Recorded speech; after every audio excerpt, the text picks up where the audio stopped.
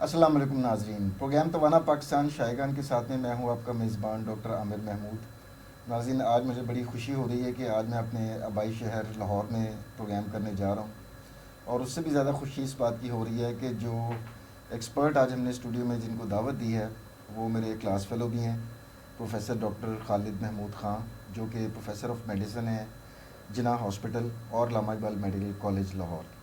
اور جس موضوع پر گفتگو کرنے ہم جا رہے ہیں ناظرین، وہ ہے معدے کی تیزابیت اور اس سے ملحقہ امراض، جس میں ہماری خوراک کی نالی بھی آ جاتی ہے، معدہ، آنتیں، یہ تمام جو ہیں اعضاء ہمارے اس میں انوالو ہو سکتے ہیں۔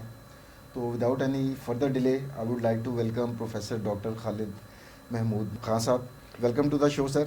السلام علیکم، thank you very much Aamir, I am really grateful کہ آپ نے مجھے After a یاد long, کیا long ہے، time. And it's after 30 years Oh, yes. کہ ہم مل رہے ہیں، اور وہ مل کر جو ایک دلی خوشی ہوئی ہے اس کا میں بیان نہیں کر سکتا۔ ایگزیکٹلی سیم لائک وائز ہی ادھر بھی بہت ہی زیادہ خوشی مجھے ہو رہی ہے کہ ایک زمانے میں ہم کلاسوں میں اکٹھے تھے اور آج سیٹ کے اوپر اکٹھے ہیں۔ اچھا ڈاکٹر صاحب، ٹاپک کا تو جس طرح آپ نے دیکھا کہ ہم معدے کی تیزابیت کے اوپر بات کریں گے، تو ذرا ناظرین کی آگاہی کے لیے بتائیے گا کہ جو ہمارا نظام ہضم ہے، ڈائجسٹو سسٹم ہے، اس میں کون کون سے آرگنز ایسے ہیں جو کہ متاثر ہو سکتے ہیں زیادہ تیزاب ہونے کی وجہ سے؟ دیکھیں، جو ہمارا نظام انہضام جو ہے یا ڈائجسٹو سسٹم ہے، وہ سٹارٹ ہمارے منہ سے شروع ہو جاتا ہے۔ پہلا حصہ جس کو ہم ایسوفیگس کہہ دیتے ہیں، اس کے بعد سٹمک ہے، اینڈ دین اسمال انٹسٹائن، اور اس کا پہلا حصہ ڈیوڈینم۔ یہ تین میجر پارٹ ہیں جو کہ ہمارے ہاضمے کے ساتھ ریلیٹڈ ہے، اور اس سے جو نچلا حصہ ہے وہ یہ جو کچھ ہم کھاتے ہیں وہ اس سے جذب ہوتا ہے۔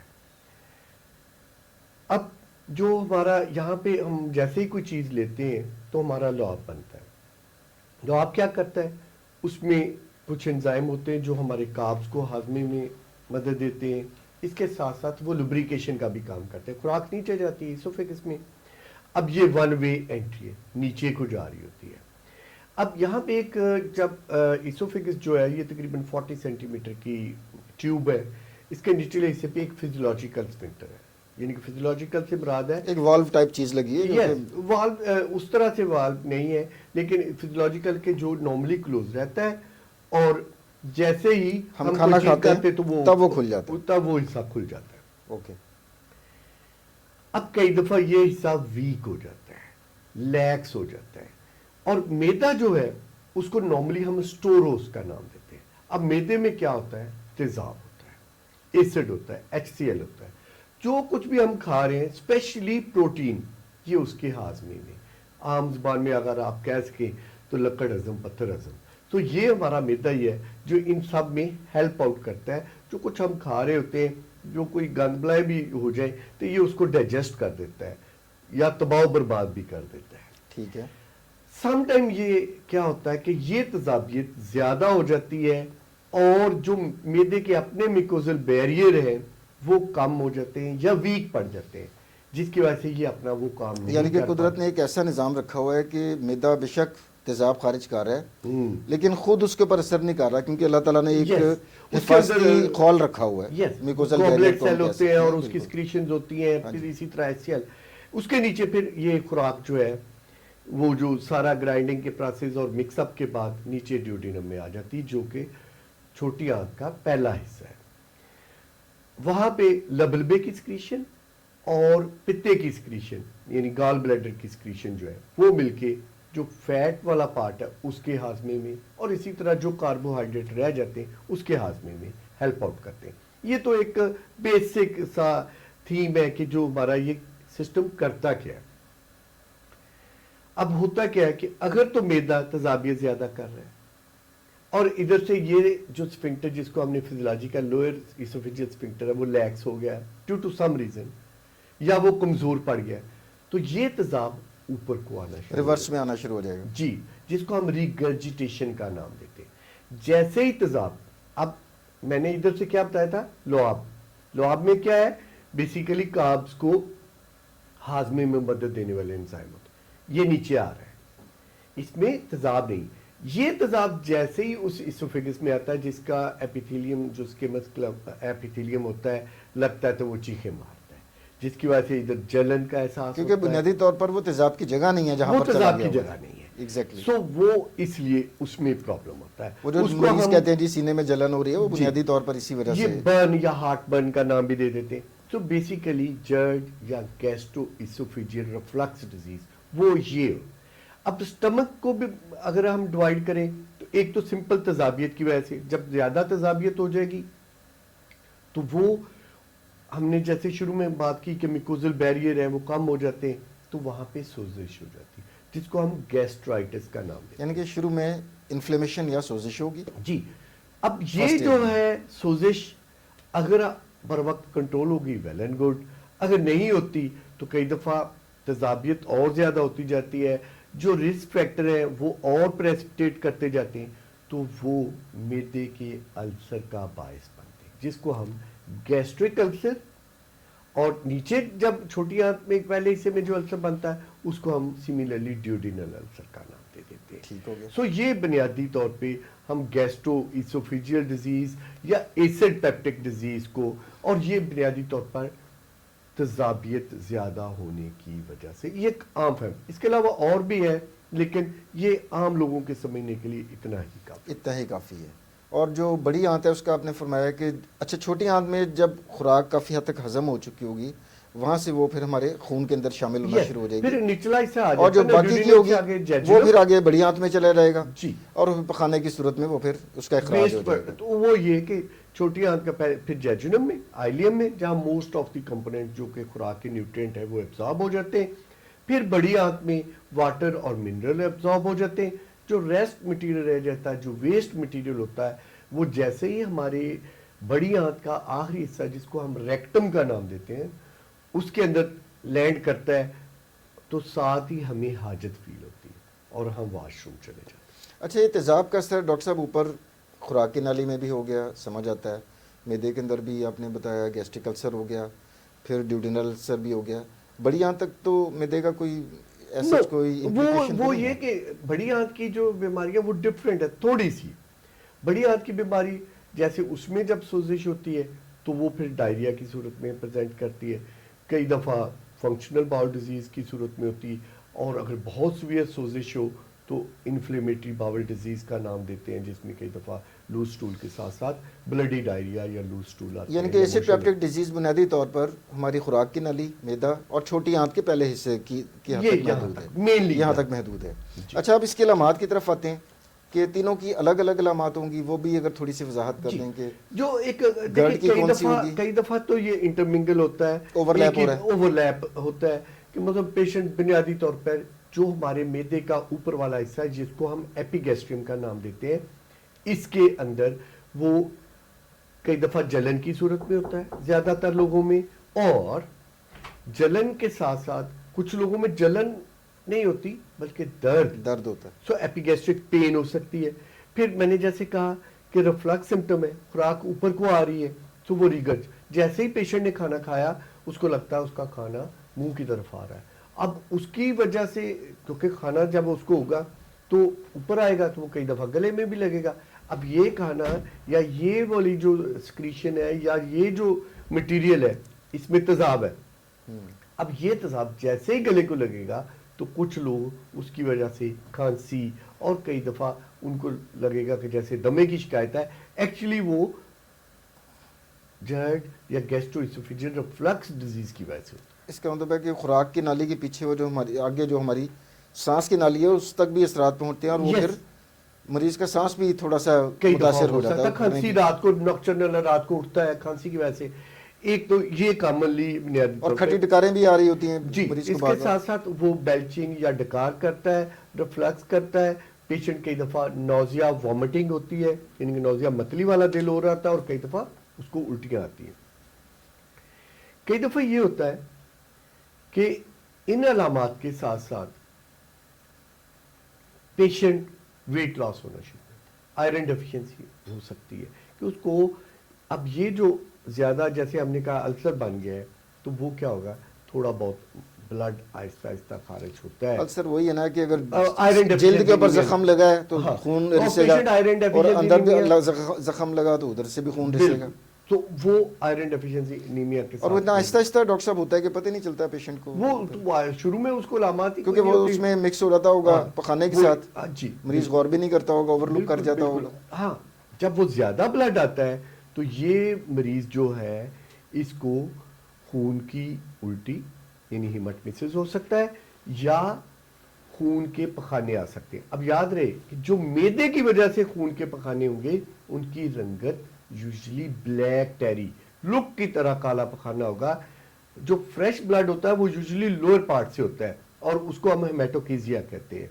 सो वो मरीज अक्सर कह देते हैं कि जी मेरे मैदे तो खून आ रहा है फ्रेश, तो वो स्मॉल, हाँ कई दफा बहुत, जैसे जो जिगर के मरीज हैं हेमरेज इतनी ज्यादा मैसिव हो जाती है कि वो कई दफा प्रेजेंट कर सकता है, लेकिन यूजुअली ब्लैक टेरी स्टूल होगा। एग्जैक्टली, क्योंकि मैदे से खारिज हो रहा है तो पखाने तक पहुंचते पहुंचते वो काले रंग का हो जाता होगा, और जो फ्रेश ब्लड होता है वो आमतौर एसिड पर हीमाटिन है ना, Exactly. एसिड हीमाटिन जो है वो जब मिलते हैं तो वो ब्लैक डार्क ब्राउन सा कलर उसका ब्लैक। नो, ये डिफरेंस बड़ी इंपॉर्टेंट है कि पेशेंट से आपने पूछना है कि आपके खाने की रंगत ग्रीनिश ब्लैक है, ब्राउनिश ब्लैक है या लुक की तरह काली है। अगर लुक की तरह काली है मीन ब्लड। Okay. हाँ, कई दफा ये जहाँ बताना जरूरी है कि कई दफा कुछ दवाइयाँ, जैसे एक दवाई है जिसमें बिस्मित होता है तो उसकी रंगत भी ब्लैक Exactly. होती है, तो दवाइयों उससे की भी इंसा टीबी की ब्लैक हो दवाइयों सकता से है, या पेशाब की आयरन रंगत चेंज हो जाती है कई या दफा। आयरन ले रहा है तो उसकी वजह से भी हो सकती चलें, है। वो तो अपनी मेडिकल हिस्ट्री में बता देगा ना, जो जो Yes, अद्वियात को yes, तो of पहले course. पहला बुनियादी सवाल तो डॉक्टर पूछ ही लेते हैं कि आपको दवाइयाँ तो नहीं खा रहे, तो वहाँ से रूल आउट हो ही जाएगा। जी दूसरा ये कि फ्रेश ब्लड जो है वो आमतौर पर बवासीर वगैरह के केसेस में भी वो तो बिल्कुल फ्रैंक ब्लड आ रहा होता जी, है ना, तो वो कतरों की सूरत उससे में ही कतरों आ की रहा सूरत में या वो खुराक, तो वो पेशेंट जो पखाने के साथ डिफरेंशिएट mix कर हो। सकते हैं इसमें जी कि मैदे की वजह से आ रहा है या उसकी वजह से आ रहा है। अच्छा डॉक्टर साहब, ये जो तेजाबियत के मसाइल हैं इसमें ज़्यादातर किस उम्र के लोग और किस सिन्फ के लोग ज़्यादा मुतासर हो रहे हैं, मर्द, ख़वातीन, बच्चे, बूढ़े, क्या आपका क्या तजुर्बा कहता है इस बारे में? जो एसिड पेप्टिक डिजीज है ये नॉर्मली 18 साल से लेकर 70 तक हर एज ग्रुप को इन्वॉल्व कर सकती है। देखा ये गया है कि खवातीन में थोड़ी सी रेशो मर्दों की निस्बत ज्यादा है। फिर एक और जो चीज जो कॉमन है वो रिस्क फैक्टर रिलेटेड है। मसलन अब ये हमारे यहाँ शायद कम हो, ये मैं ऑल ओवर द वर्ल्ड बात कर रहा हूँ, हमारा इसलिए कम, हमारे यहाँ खवातीन में स्मोकिंग की रेशो कम है जो कि मेजर रिस्क फैक्टर है फॉर दिस। हाँ, ऑन द अदर हैंड हमारे यहाँ जैसे रोमाटोलॉजी है जिसमें रोमाटाइड आर्थराइटिस है, एसएलई है, जो जोड़ों के मर्ज है, Autoimmune जो disease है। ऑटोइम्यून डिसऑर्डर है, वो खवातीन में ज्यादा होते हैं। Exactly. अब ये पेन किलर ज्यादा खवातीन ले रही होती हैं, लिहाजा इनमें ये वाला मसला ज्यादा बढ़ जाता है। सो वेरिएबल है। बस जो सबसे इंपॉर्टेंट है कि वो लोग जो सिगरेट पीते हैं, फिर जो स्टीरॉइड्स, सो इसमें हमारे क्वैक्स का बहुत बड़ा रोल है कि हर मर्ज के लिए स्टीरॉइड स्टीरॉइड लगा दो। अब वो पेशेंट शुरू में तो वो बड़ा अच्छा फील करता है, वाह वाह मैजिक, डॉक्टर जी जादू क्या है दवाई, जी, जादू जादू की है जी दवाई डॉक्टर साहब दी। के हाथ में। ठीक है, लेकिन ठीक 2 हफ्ते बाद जब उसका मैदा बिगड़ जाता है, फिर उसके स्टमक में दर्द शुरू हो जाती है, फिर वो हमारे पास आता है। फिर एक और दवाई है, जैसे मैंने कहा कि जोड़ों का मर्ज, इधर ड्यू टू ये जो जोड़ों की बीमारियां हैं जो यंगर एज में हो जाती है, खवातीन में होती है, फिर 50+ एज ग्रुप में जिसमें मैं और आप शामिल हैं, ऑस्टियोआर्थराइटिस शुरू हो जाता है। सो ऑस्टियोआर्थराइटिस वो किसी को भी, वेदर औरत है या मर्द है, देखें वो उनको जो भी उरूज को सवाल है वो तो आहिस्ता आहिस्ता जी वेयर एंड टेयर उनको होती जो है। पेन किलर लेने पड़ते हैं, सो उनमें भी ये मर्ज ज्यादा होता है।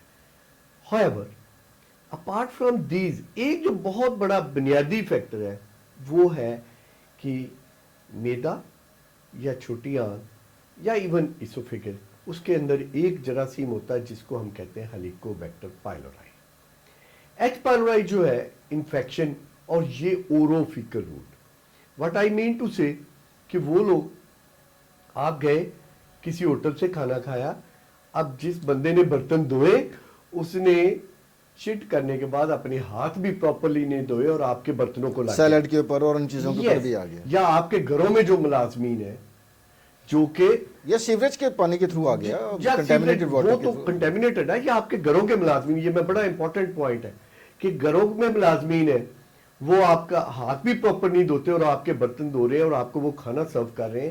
سو یہ بڑا امپورٹنٹ ہے کہ وہ جراثیم اس کے ذریعے ٹرانسفر ہو رہے ہیں. پھر ایک اور ریزن جو اس کی ہے کہ وہ لوگ جن کو سٹریس ہے, ویدر انزائٹی یا ڈپریشن, ان میں بھی دیکھا گیا ہے کہ معدے کا مرض زیادہ ہوتا ہے. سو سگریٹ, درد کی گولیاں, steroid, stress, blood group, genetic factor بھی جس میں بلڈ گروپ او پازیٹیو کے لوگوں میں اچھا اس میں ٹینڈنسی زیادہ ہے, ان میں بھی ٹینڈنسی زیادہ ہے. سو یہ کیا کرتے ہیں بیسیکلی جو معدے کا میکوزل بیریئر ہے اس کو توڑتے ہیں, اس کی وجہ سے, اور اس کے اوپر اگر ایچ پیلوری انفیکشن ہے تو وہ سونے پہ سہاگا. جی. سو وہ جو ہے وہ معدے کا السر کر دے. اب ان تینوں کو بھی ڈفرینٹ کرنا, کیسے ڈفرینشیٹ کرنے؟ جو گرڈ ہے اس میں کیا پیشنٹ فیل کرتا ہے کہ میرا کھانا اوپر کو آتا ہے, جیسے میں نے کھانا کھایا لیٹا تو مجھے لگا میرے گلے میں آ گیا کھانا, چوکنگ سینسیشن, ڈکار بہت زیادہ آنا. آن دی ادر ہینڈ پیشنٹ کہتا ہے جیسے ہی ڈاکٹر صاحب میں نے کھانا کھایا میرے پیٹ میں درد شروع ہو گئی. جیسے آج کل پچھلے دنوں ماشاءاللہ ایک اور چیز ہوئی, ہم سب نے انجوائے کیا, لاہور میں بسنت بہت اچھی چیز تھی, وی مسٹ اپریشیٹ. لیکن وہاں کیا ہے, تکے کباب, اور ایک اور چیز اس کے ساتھ ہم نے اڑائے, fizzy drink. Fizzy drink is another risk factor for stomach problem. اچھا یہ بڑی انٹرسٹنگ چیز ہے جی. یہاں پر پبلک کا تاثر پتہ ہے کیا ہوتا ہے, شادی بیاہوں پہ جائے تو لوگ سمجھتے ہیں جی کھانا زیادہ کھا لیا نا, وہ ہضم کر لیجیے, یہ ہمارے کامن مت ہے, اور نہ ایک دم ڈکار آئے, واہ جی واہ ہضم ہو گیا. یہ کامن مت ہے. اچھا وہ کس وجہ سے ڈکاریں آ جاتی ہیں؟ کامن مت ہے کہ ہم نے سوڈا ڈرنک لینا ہے یا فیزی ڈرنک, ریڈ ڈرنک. ٹھیک ہے, یاد رہے کہ جب آپ بوتل لیتے ہیں, یہ سوڈا ڈرنک لیتے ہیں یا کاربونیٹڈ ڈرنک لیتے ہیں, ایک تو اس میں ہائی انرجی ویلیو ہوتی ہے. جیسے ہی آپ نے لیا, یہ لوور اسوفیجل اسفنکٹر کو ویک کرنے کا باعث بنتے ہیں.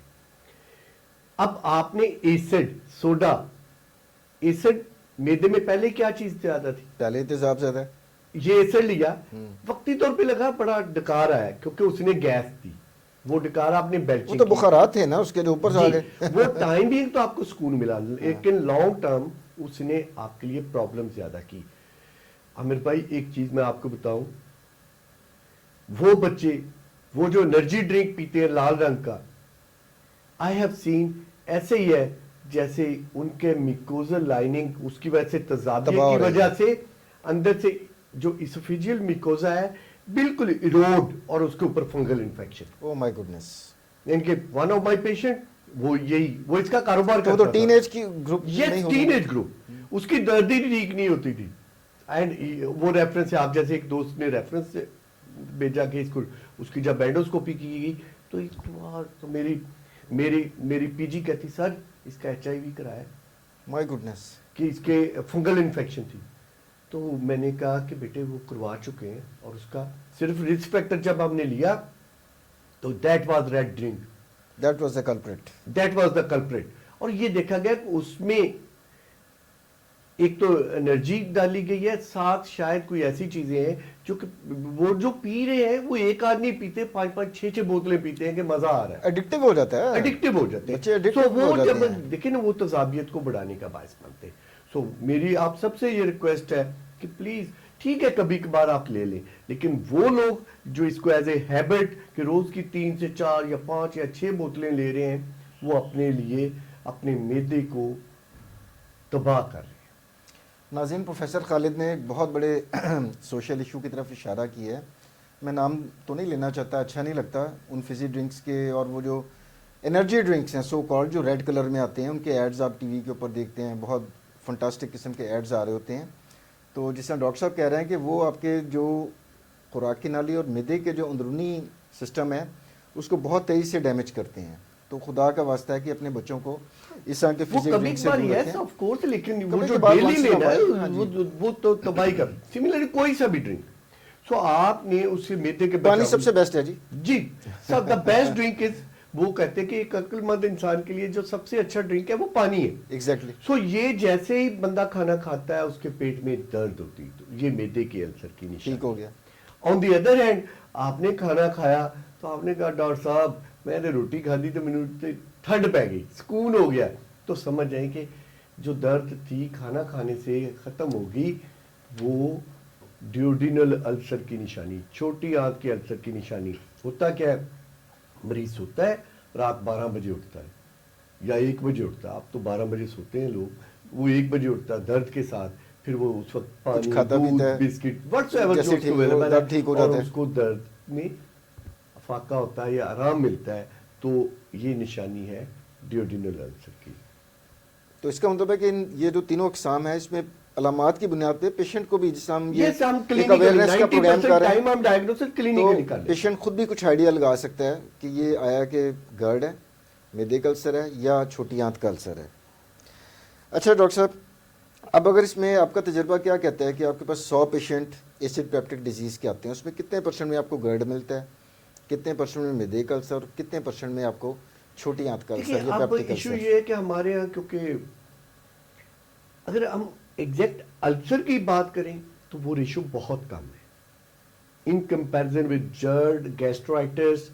سو کیونکہ السر جو ہے وہ سویئر فارم میں ہے, لیکن کامنلی عام فہم زبان میں مریض جیسے یاد تجھے تو معدے کا السر ہو گیا, معدے کا السر جو ہے وہ آپ اینڈوسکوپی پہ کرتے ہیں, وہ میکوزا باقاعدہ بریک ہوتا ہے, السر ہوتا ہے اس پہ, پھر آپ زخم بنا ہوا ہے. یس نارملی وہ گیسٹرائٹس سمپل سوزش کو بھی السر کا نام دے دیا جاتا ہے, وہ تو بہت زیادہ کامن ہے سوزش, لیکن السر جو ہے وہ لیس دین 5% لوگوں میں جب آپ اینڈوسکوپی کرتے ہیں تو ان میں ملتا ہے, اور وہ میں نے جیسے کہا کہ ڈیوڈینل السر یا گیسٹرک السر, اور پھر کئی دفعہ ہمیں اس کی بایوپسی بھی لینی پڑتی ہے اور آن اینڈوسکوپی تو پھر. اچھا ڈاکٹر صاحب, ویسے تو at the hand of a very experience doctor like your good self, تو پیشنٹ کی ہسٹری اور علامات سے آپ کو آئیڈیا ہو جاتا ہوگا کہ رائٹ وے کہ یہ کس جگہ کے اوپر پرابلم ہے, لیکن اینڈوسکوپی اس کو کنفرم کرنے کے لیے جس آپ کہہ رہے ہیں کہ کی بھی جاتی ہے, میں چاہ رہا ہوں کہ لوگوں کو ذرا تھوڑا سا اینڈوسکوپی کے بارے میں بتائیں کہ پروسیجر ہے کیا, دیکھیں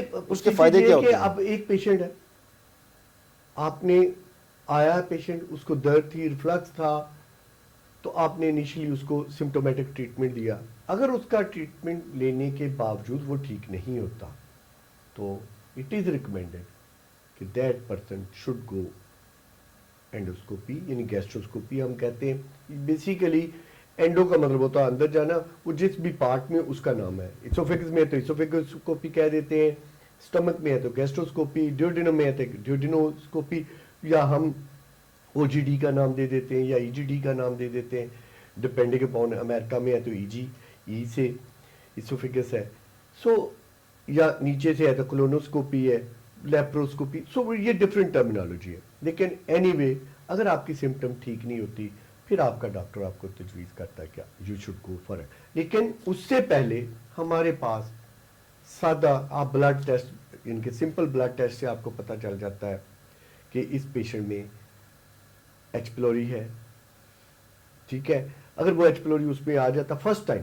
لیکن جن لوگوں کو لانگ ٹرم ہے, بار بار ہو رہا ہے, ان میں پھر اینڈوسکوپی کر کے, اور یا آپ نے ٹریٹمنٹ دیا, آپ کو پتہ چلا فرسٹ ٹائم آپ نے دیکھا اس کا ایچ پیلوری, تو دوسرا سادہ ٹیسٹ کیا ہے, وہ آپ سٹول فار ایچ پیلوری کروا لیتے ہیں, کلچر کرواتے ہیں اس میں, سٹول کا سمپل سٹول کے ٹیسٹ پہ بھی پازیٹیو آ جاتے ہیں, ایچ پیلوری اینٹیجن آپ کروا اور یہ ٹیسٹ بآسانی ہر لیب کے اوپر دستیاب ہے, یہ ایزیلی اویلیبل ہے. پھر دوسرا ایک یوریا پریٹ ٹیسٹ, وہ تھوڑا سا ہر جگہ اویلیبل نہیں ہے, لیکن یہ کامنلی اویلیبل ہے. اور بلڈ ٹیسٹ میں نے کہا کہ اینٹی ایچ پیلوری اینٹی باڈیز ہوتی ہے, آئی جی ایم, آئی جی جی, تو وہ ہر لیب کرتی ہے, وہ آپ ایزیلی کروا سکتے ہیں. But for the first time once you ہے اس کی ایچ پیلوری کی ٹریٹمنٹ لے لی, اس کا علاج ہے, ایٹ لیسٹ فار 2 ویک ہمیں پھر اینٹی بایوٹک کیوں دینی پڑتی ہے. 0.1 سے 3% تک دیکھا گیا ہے کہ یہ جو ایچ پیلوری ہے اگر یہ پرسسٹ کرتا ہے اور بار بار پرابلم کرتا ہے تو کچھ لوگوں میں, جیسے میں نے کہا کہ 0.1 سے لے کر اپ ٹو 3% تک کچھ لوگوں میں یہ اسٹمک کا السر کے ساتھ ساتھ الٹیمیٹلی کینسر کاز کرتا ہے. اچھا, اتنا خطرناک انفیکشن ہو سکتی ہے. سو اس لیے اس کا مطلب کہ بر وقت اس کا تشخیص اور علاج بہت اسی لیے اس کا ٹریٹمنٹ کیا جاتا ہے. ادروائز تو آپ دیکھیں سمپل آپ معدے کی دوائیاں دیں گے, آپ علامات تو دور ہو جائیں گی علامات اس کی لیکن کئی دفعہ دور ہوئی روٹ کاز وہیں پر موجود ہے. Root cause. اب اس کے اوپر بھی دیر آر ڈفرینٹ تھیری کہ جی کیوں کرنا ہے, کیونکہ دوبارہ ہو سکتا ہے. بھائی دوبارہ آپ دیکھیں وہ جو ہم نے اپنے افزان صحت کے اصول ہے ان کو بہت زیادہ ہم نے بات کی. پانی اس سے اچھا ڈرنک کوئی نہیں ہے, یہ سب سے اچھا انرجی ڈرنک ہے, یہ ہماری لائف ہے. تو میں یہاں کہوں گا کہ آپ نے پانی ابال کر لینا ہے. لوگ کہیں گے جی ہم بوتل واٹر لے لیں, میں کہتا ہوں وہ لے لیں لیکن پتہ نہیں ہے گرمیوں میں بوتل کتنے دنوں سے نکلی ہے, اور ہر جگہ پڑی ہے, اور ہر جگہ بوتل اویلیبل بھی نہیں ہے. سو بیسٹ ہے کہ آپ اپنے گھر میں پانی کو ابال لیں اور سبزیوں کو بھی اچھی طرح دھو کر کھائیں, اور کھانا جیسے اسلام میں ہے ہاتھ دھو کر کھائیں. تو اس سے آپ اس انفیکشن سے کافی حد تک بچ سکتے ہیں. پھر ہم نے کہا نو فزی ڈرنک. اس کے ساتھ ساتھ پلیز سگریٹ نہیں پینا, یہ کوئی اچھی عادت نہیں ہے, یہ آپ کے منہ میں سمیل ڈالتی ہے, گندی سمیل ڈالتی ہے. تو سگریٹ سے چھٹکارا ہی اچھی عادت ہے. اس کے ساتھ ساتھ آپ نے درد کی گولیاں, ہمارے پاس ایسی گولیاں ہوتی ہیں جو سٹمک فرینڈلی ہوتی ہیں, سو آپ اپنے ڈاکٹر سے پوچھ کے, اگر لائک ہم نے بات کی کہ آسٹو آرتھرائٹس ہے, روماٹائڈ آرتھرائٹس ہے, جہاں پہ پین کلر لینے پڑتے ہیں, مجبوری ہے, تو آپ اپنے ڈاکٹر کے مشورے کے بغیر وہ پین کلر نہ لیں تاکہ وہ کوٹڈ ٹیبلٹس ہیں نا اور معدے کو نقصان نہ پہنچائیں. پھر اگر آپ کو جرد کی سمٹم, ایک اور چیز آپ نے, ہمارے یہاں جو سب سے بڑی کہ ہماری ایڈلٹریٹڈ فوڈز ہے کہ مسالہ جات کا حصہ, مسالہ جات ٹکا کے مسالے جی لاہور میں تو نہیں, مسالے تو چلو ہوں گے ہی ہوں گے, مسالوں کے اندر وہ جو ایڈلٹریشن کی گئی ہے اس کے اندر جو دوسری ملاوٹ ہے وہ زیادہ ڈینجرس ہے. اور سملرلی جو بوتل ہے, کئی دفعہ لاہور سے باہر جیسے پیرفیوم میں جاتے ہیں تو جعلی بوتلیں بھی ملتی ہیں, وہ بھی نقصان دہ ہیں.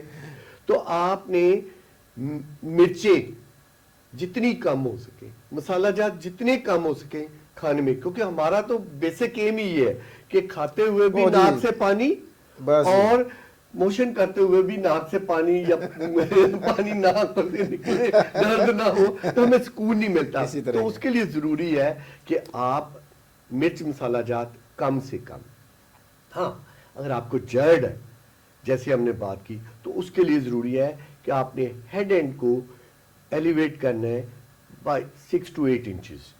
تو کامنلی آپ ایک اینٹ لے لیں, سرانے والی سائڈ پاوے کے نیچے رکھ لیں, تو وہ بہت ایلیویٹ ہو جائے گا. اب لوگوں کا کنسپٹ یہ ہوتا ہے کہ ڈاکٹر صاحب ہم 2 تکیے لے لیتے, تو تکیے سے یہ والا پارٹ ایسے ہوگا, ایگزیکٹلی اس پارٹ پہ کچھ نہیں. اس کی مثال ایسے ہی ہے, یہ پینسل ہے اور یہ, تو یہ والا پارٹ یہ تکیہ ہے, تو اس سے یہ پارٹ ایسے ہوگا, اس پارٹ پہ کوئی افیکٹ نہیں. لیکن اگر میں اسی کو ایسے کر دیا اور یہ اونچا کیا تو یہ جب ہوگا تو یہ چیز ایسے کروں گا وہ نیچے جائے گی.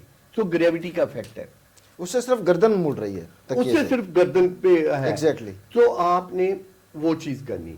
پھر سب سے کٹ ڈاؤن یور ویٹ. اگر آپ اوور ویٹ ہیں تو جیسے ہی یہ بیلی بڑھتی ہے یہ بہت ساری بیماریوں کا باعث بنتی ہے. ان میں سے ایک بیماری معدے کی بھی ہے. سو معدے کی تذابیت کا باعث بھی یہ بنتی ہے.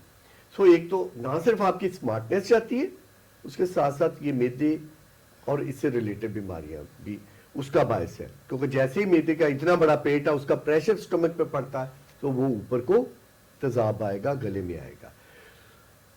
پھر آپ نے رات کا کھانا جو ہے, اسپیشلی رات کا کھانا, اسی لیے باقی کھانوں میں بھی ایسے ہی, لیکن رات کے کھانے میں کیونکہ آپ نے لیٹنا ہوتا ہے تو کم از کم سونے سے 3 گھنٹے پہلے. ادھر تو ڈاکٹر صاحب ٹرینڈ ہی الٹا ہوا ہے, ادھر لوگوں نے اگر 1 بجے سونا ہے تو 12 بجے کھانا کھاتے ہیں, اور ساتھ ہی اسی لیے آپ نے سونے سے کم از کم 3 گھنٹے پہلے لے لیں, اور دوسرا بھوک رکھ کے کھانا کھانا ہے.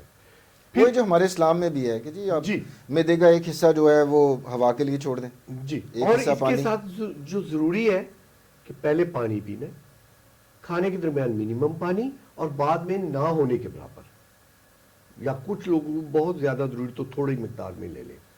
اور کوشش کریں کہ رات انٹل انلیس کہ آپ کی کوئی بہت بڑی مجبوری ہے, ادروائز کوشش کریں کہ رات کا کھانا سونے سے کم از کم 3 گھنٹے پہلے لے لیں.